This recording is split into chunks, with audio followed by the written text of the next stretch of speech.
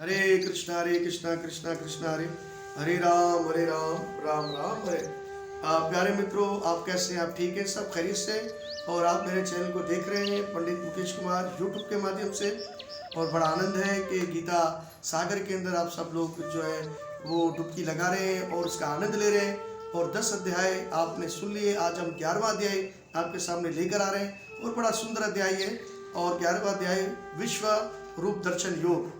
भगवान अपने विराट स्वरूप का ध्यान दर्शन कराएंगे और जिसको इंग्लिश में कहते हैं द यूनिवर्सल फॉर्म। तो बड़ा सुंदर ये अध्याय है जिसे सुनकर अर्जुन का मोह जो था वो समाप्त हुआ। और इसी प्रकार से जब हम इस बात को समझ जाएंगे कि पूर्ण पुरुषोत्तम भगवान श्री कृष्ण है तो फिर हमारी भक्ति जो दोबारा जो है वो भक्ति में हम लग जाएंगे।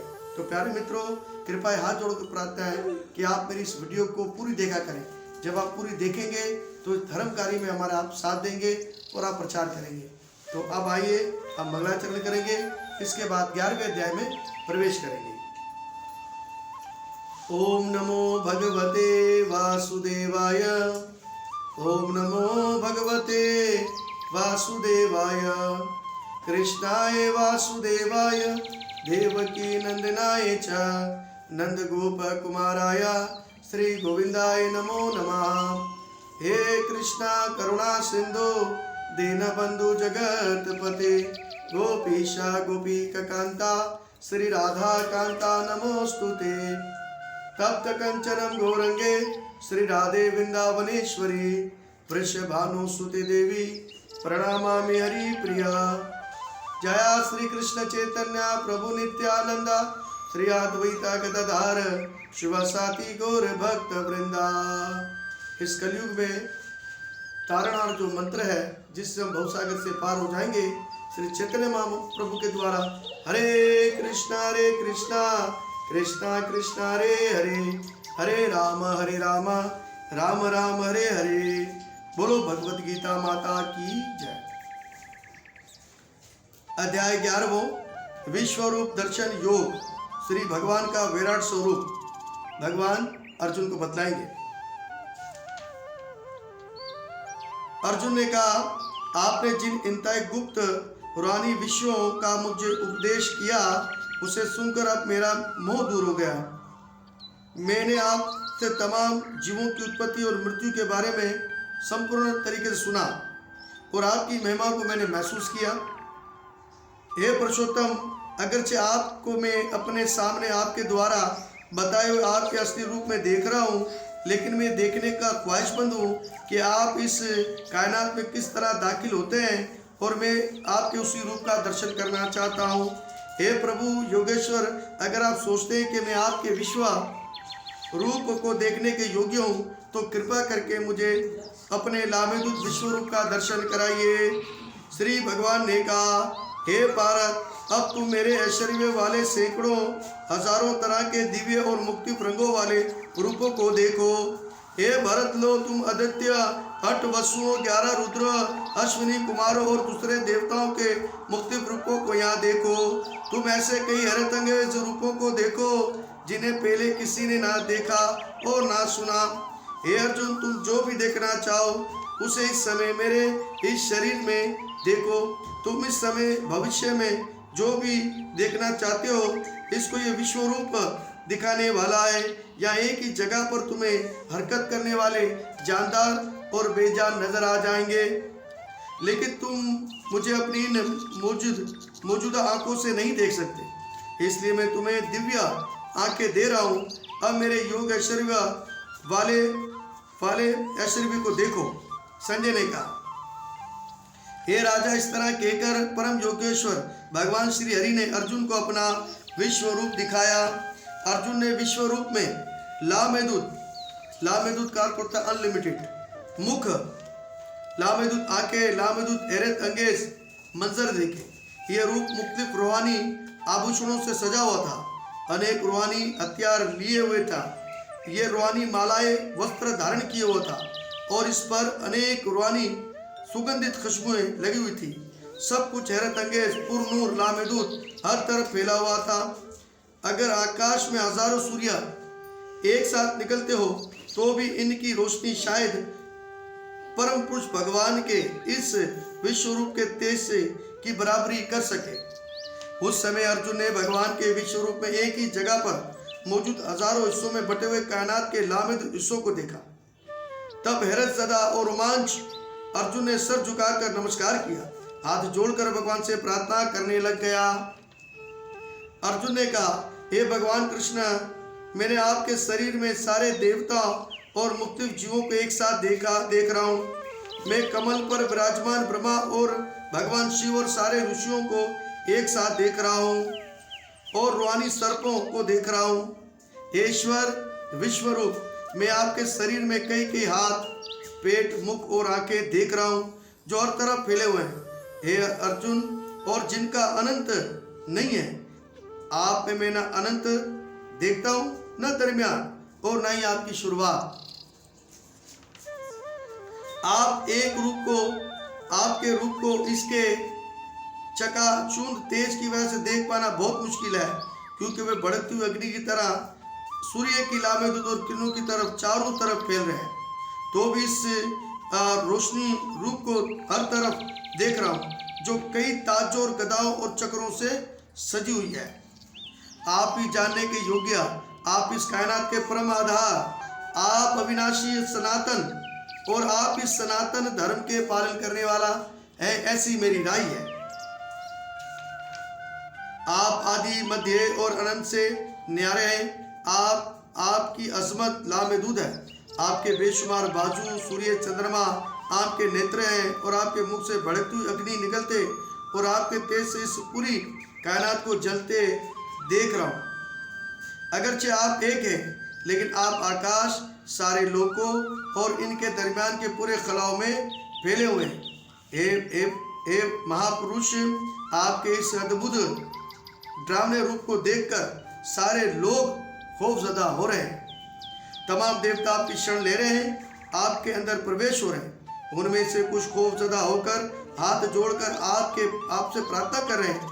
महर्षि और कामिल हस्तियां गिड़गिड़ाकर कल्याण हो कहकर वैदिक मंत्रों का पाठ करते हुए आपकी स्तुति करते हैं। भगवान इसी प्रकार से भगवान विश्व के मुक्ति गुरु आदित्य, वत्स्य, साध्या, विश्वदेव, दोनों अश्वनी कुमार, मारुतगण, पितृगण, गंधर्व, यक्ष, असुर, सिद्ध देव, ये सभी आपको हैरानी से देख रहे हैं। हे महाभाव, आपके इस बहुत से मुंह, आंखों और बाजू, जांघों, पांव, पेट और डरावने दांतों वाले विराट रूप को देखकर देवता समझ सभी लोग बहुत ज्यादा परेशान हैं। उन्हीं तरह मैं भी परेशान हूँ।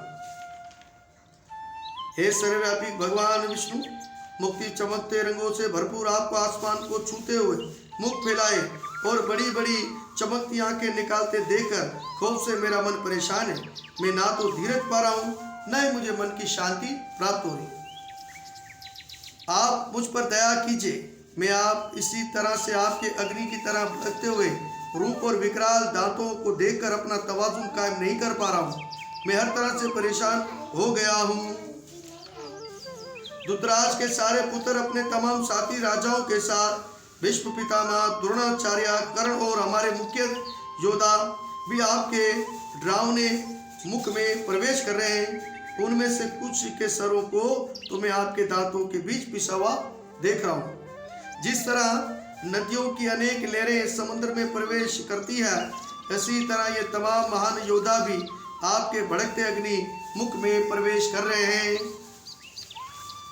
मैं तमाम लोगों को पूरी रफ्तार से आपके मुख में उसी तरह दाखिल होते देख रहा हूँ, जिस तरह पतंगे अपने विनाश के लिए भड़कती अग्नि में कूद पड़ते हैं। आप अपने सुलगते हुए मुखों से सभी तरह के लोगों को निगलते जा रहे हैं। आप सारे जगत को अपने तेज से रोशन करके अपनी विकराल झलसाती किरणों के साथ जाहिर हो रहे हैं। कृपा करके मुझे बताइए कि इतने खौफनाक रूप में आप कौन हैं। मैं आपको नमस्कार करता हूँ। कृपा करके मुझ पर दया करें। आप आदि भगवान हैं। मैं आपको जानना चाहता हूँ, क्योंकि मैं नहीं जान पा रहा हूँ कि आपका मकसद क्या है। श्री भगवान ने कहा, तमाम जगतों का नाश करने वाला काल मैं हूँ। मैं यहाँ तमाम लोगों का विनाश करने के लिए आया हूँ।